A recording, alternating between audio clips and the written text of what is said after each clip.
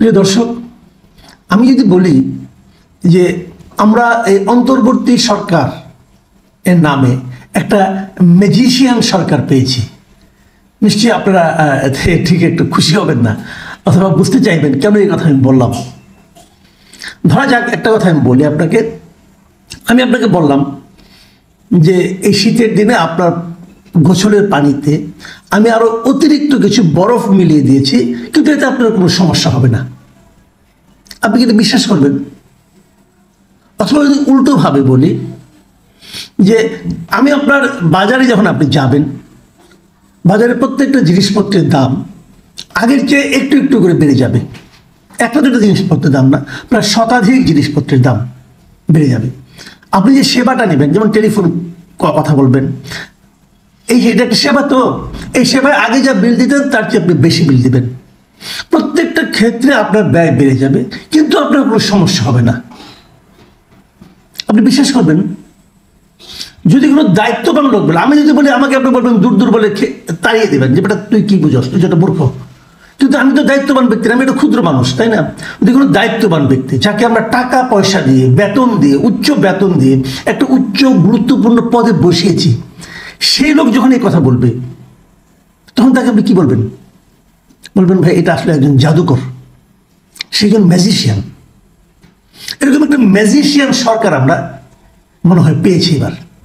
কারণটা হলো, সরকার শতাধিক পণ্যে, শতাধিক সেবা খাতে, শতাধিক, কিন্তু একটা দুইটা না, শতাধিক সেবা খাতে ভ্যাট বাড়িয়েছে, সংযোজন মূল্য সংযোজন কর বাড়িয়েছে, ভ্যাট যেটা বাংলায় বলি আমরা, মূল্য সংযোজন কর বাড়িয়েছে, এবং সম্পূরক শুল্ক বৃদ্ধি করেছে বিভিন্ন খাতে। আপনি যে কাপড়টাকে কিনতেন দোকান থেকে, তার দাম বেড়ে যাবে। হোটেলে যে খেতেন, তার দাম বেড়ে যাবে। মোবাইলে কথা বলতেন, সেটার দাম বেড়ে যাবে। এরকম শতাধিক পণ্যে আপনার ব্যয় তারা বাড়িয়ে দিয়েছে। তারপর এই সরকারের প্রধান উপদেষ্টার প্রেস সেক্রেটারি, তিনি সংবাদ সম্মেলন করে, প্রেস ব্রিফিং করে বলছেন যে এই শুল্ক কর বৃদ্ধিতে বড় প্রভাব পড়বে না। কেন পড়বে না ভাই? এটা কি বুজুর্গি কাণ্ড কারখানা? এটা ম্যাজিক নাকি রে ভাই? কেন পড়বে না? আমার পয়সা খরচ হবে, বাড়তি খরচ হবে। যে কাজ করতে আগে আমার 10 টাকা লাগতো, সেটা করতে এখন 12 টাকা লাগবে। আমার কষ্ট হবে না? আপনি বলছেন কষ্ট হবে না। তো এরা কি জিনিসটা বোঝেন না, নাকি বুঝেও জনগণের সঙ্গে রসিকতা করেন?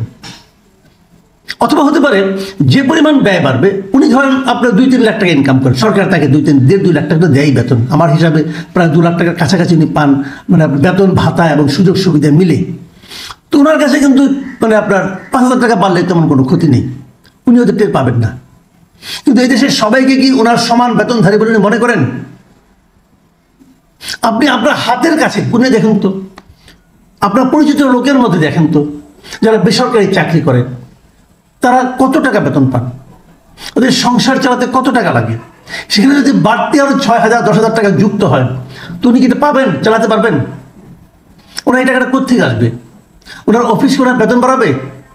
সরকার তো ব্যবস্থা করে নিয়েছে। আগের সরকারগুলো প্রত্যেকটা দেশেই দেখা যায়, যখন একটা অগণতান্ত্রিক, যখন একটা স্বৈরাচারী সরকার থাকে, তখন তারা ক্ষমতায় টিকে থাকার জন্য তাদের যারা কর্মচারী, মানে সরকারি কর্মচারীদের নানা ধরনের সুযোগ সুবিধা দিয়ে থাকে। কেন দেয়? যেন তারা তাদের সরকারকে টিকিয়ে রাখে। এই সরকার তাই করেছে, কিন্তু মহার্ঘ ভাতা বাড়িয়ে দিয়েছে সরকারি কর্মচারীদের, যে তারা তাদেরকে টিকিয়ে রাখবে। এবং কেবল তাই না, তাদের অনুগত লোকদেরকে আনতে, যারা অবসরে গিয়েছিল, তাদের সমর্থন পাওয়ার জন্য তাদেরকে ভূতাপেক্ষা পদোন্নতি দিচ্ছে। তাদেরকে প্রতি মাসে এখন পেনশন বাবদ বাড়তি 13 কোটি টাকা সরকারকে খরচ করতে হবে প্রতি মাসে। এককালীন খরচ করতে হবে প্রায় 42 কোটি টাকার মতো। সরকার আমলাদেরকে হাতে রাখার চেষ্টা করছে, সরকার সরকারি কর্মচারীদের হাতে রাখার চেষ্টা করছে, সরকার জনগণকে উপেক্ষা করছে। এর বিপরীতে সরকার ধনিক শ্রেণীকে হাতে রাখার চেষ্টা করছে, ব্যবসায়ীদের হাতে রাখার চেষ্টা করছে। এই সবগুলি বৈশিষ্ট্য মূলত একটা স্বৈরাচারী সরকারের বৈশিষ্ট্য, যেটা নাকি আগের হাসিনা সরকার যে বৈশিষ্ট্যটা তাদের মধ্যে ছিল, সেটাই এই সরকারও অনুসরণ করছে। আগের সরকার এরকম দাম বাড়িয়ে বলতো, গ্যাসের দাম বাড়াতো, তেলের দাম বাড়াতো, বাড়িয়ে মন্ত্রীরা নির্লজ্জ বেহায়ের মতো দাঁড়িয়ে বলতো বেড়েছে কিন্তু মানুষের কষ্ট হবে না। আরেক মন্ত্রী বলতো দ্রব্যমূল্য বেড়েছে কিন্তু মানুষের ক্রয় ক্ষমতাও বেড়েছে। এখন এরা বলছে, তাহলে পার্থক্যটা কোথায়? এই প্রশ্নটাকে আমরা করতে পারবো না? আমরা সবাই জানি যে এই যে ভ্যাট ট্যাক্সটা বাড়ানো হয়েছে, অনেকেই বলছে এটা IMF এর চাপে বাড়ানো হয়েছে। IMF বলেছে রাজস্ব বাড়াতে, সে প্রসঙ্গে একটু পরে আমি আসছি। কিন্তু এই প্রশ্নটা যখন সেই প্রেস ব্রিফিংয়ে করা হয়েছিল, তখন এই শফিকুল আলম মানে প্রেস সেক্রেটারি, উনি একটা যুক্তি দিয়েছে। যুক্তিটা আপনাদের আমরা পড়ে শোনাই, শুনেন, দেখেন কি কিছু বোঝেন কিনা দেখেন। তিনি বলেছেন, আমাদের এখানে অর্থনীতিবিদরা আছেন, আমরা IMF এর কথাটাই বা কেন নেব? কারণ IMF এর কথা তারা কিন্তু নেয় নাই, তাদের অর্থনীতিবিদের কথা নিয়েছে। তারা কি বলছে? তারাও তো বোঝেন কি কাজটা করতে হবে। আমাদের সামষ্টিক অর্থনৈতিক স্থিতিশীলতা খুবই দরকার। সামষ্টিক অর্থনৈতিক স্থিতিশীলতা যদি না থাকে, তাহলে আপনি নিজেই দেখবেন যে টাকার মান কমে যাচ্ছে। সামষ্টিক অর্থনৈতিক স্থিতিশীলতা বাড়ানোর জন্য মোট দেশজ উৎপাদনের অনুপাতে রাজস্ব আয়ের পরিমাণ মানে ট্যাক্স জিডিপি রেশিও আর কি বাড়াতে হবে। এটা এমন জায়গায় চলে গেছে, এটা টেকসই নয়। ভাই কি বুঝছেন? কিছু বুঝলেন?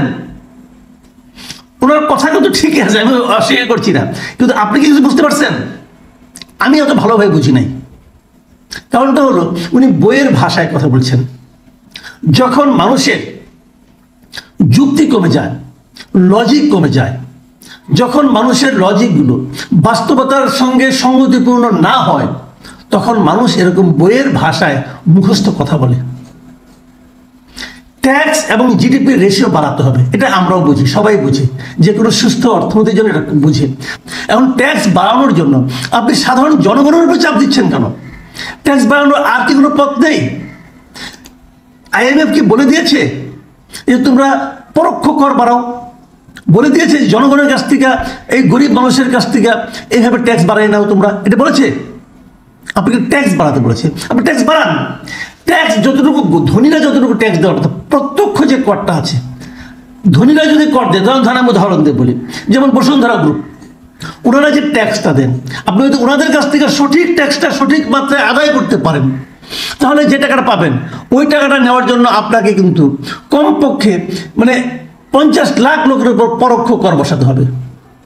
তো ওটা নেন আপনি, ওটা নেবেন না, কারণ কি ওটা আপনি পীড়িতের লোক।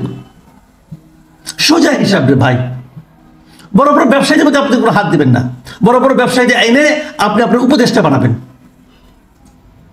তাদের ওখানে আপনার লোকজনকে নিয়ে বসাবেন তাদেরকে রক্ষা করার জন্য। দেখছি আমরা এগুলো, সেগুলো নিয়ে পরে কথা বলা যাবে। কিন্তু এখন আমরা কি দেখছি? আপনারা গরিবকে মারার জন্য একটা পদ্ধতি অবলম্বন করেছেন। হ্যাঁ, IMF এর চাপ আছে, অস্বীকার করি না। এবং IMF এর চাপটা যে একদম অযৌক্তিক আমি তাও বলবো না। রাজস্ব আদায় বাড়তি না হলে পরে দেশ চলবে কি করে? এটা ঠিক আছে, কিন্তু রাজস্বের একমাত্র পথ যে জনগণের কাছ থেকে ট্যাক্স নেওয়া, এটা তো নয় রে ভাই। আবার আপনারা কিন্তু IMF এর সঙ্গে বার্গেন করতে পারতেন, বলতে পারতেন যে আপনারা যে সমস্ত শর্ত দিয়েছেন, আপনারা এগুলো দিয়েছিলেন একটা স্বৈরাচারী সরকারের সঙ্গে, সেই সরকারের পতন ঘটেছে, সেই সরকার দেশটাকে লুটপাট করে নিয়ে গেছে, আমাদের উপর চাপ দিলেই তো হবে না, আমাদের তো সেই সক্ষমতা নাই। আপনারা আলোচনা করতে পারতেন, সে আলোচনা কি আপনারা করেছেন? আমার তো মনে হয় করেন নাই, কারণ করলে তো আমরা খবরটা পেতাম। কোনো মিডিয়াতে আপনাদের সেরকম কোনো খবর দেখি নেই, নাকি আলোচনা করার মতো যোগ্যতা সম্পন্ন ব্যক্তি আপনাদের নাই, অথবা এমনও হতে পারে ডক্টর ইউনূস নিজে আলোচনা করতে পারতেন, নাকি উনি সময় পান না, এটাও হতে পারে। বয়স্ক মানুষ, ঘুমটুম বেশি ঘুমান, সময় নাও পেতে পারেন, কোনো সমস্যা নাই, এটা তো হতেই পারে। কিন্তু দেশের মানুষের ঘুমকে আপনি ঘুম নষ্ট করে আপনিও ঘুমাবেন, তা তো হয় না। দেশের মানুষের তো ঘুম নাই, মানুষ জানে না যে কিভাবে চলবে। বছরের মাঝখানে আপনারা বলতে সব কথা মানি আমি ভাই, দেশের অর্থনৈতিক অবস্থা কখনোই অত ভালো ছিল না, সবসময় এগুলো টুকটাক টুকটাক বেড়েছে। কিন্তু একসঙ্গে বাজেটের মাঝখানে মাঝামাঝি বছরের অর্থ বছরের মাঝামাঝি সময় এসে একসঙ্গে এরকম নির্বাহী আদেশে এরকম শতাধিক পণ্যের উপর বাড়তি দাম জুড়ে দেওয়া, এই নমুনা আপনি ছাড়া, আপনাদের এই অন্তর্বর্তীকালীন সরকার ছাড়া আর কোনো সরকার পারে না এই পর্যন্ত, এই উদাহরণ তৈরি করতে পারে নাই। যে ব্যাখ্যাই দেন না কেন, ওগুলো যে খোলা যুক্তিরা সবাই জানে। সরকার যে ব্যাখ্যা দিচ্ছে এটা সত্য কথা না, মিথ্যা কথা, একদম ডাহা মিশা কথা। বাস্তবতা হলো পারেন নাই। এবং আপনারা কি করবেন? আপনারা কিন্তু আবার মানে পারেন না, কিন্তু আবার ক্ষমতা থাকার আগ্রহটা আছে। কিন্তু আরো মিনিমাম 1 বছর থাকবেন, না হলে 1.5 বছর থাকবেন। সেই চুক্তি তো করে নিছেন। ইউনূস সাহেব তো বলছে কিছু কিছু সংস্কার হলে এই বছরের শেষ দিকে, মানে আরো 1 বছর, আর পুরো সংস্কার হলে 1.5 বছর। এই 1.5 বছর আর কয়বার দাম বাড়াবেন ভাই? মানুষকে আর কত মারবেন? আপনি তো পারছেন না, পারছেন না যে, এটা কি বুঝতে পারছেন?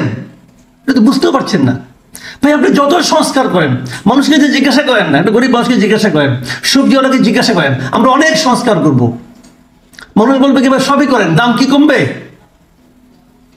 এটা হলো ইম্পর্টেন্ট। প্রিয় দর্শক, এখন এই পর্যন্তই। আল্লাহ হাফেজ।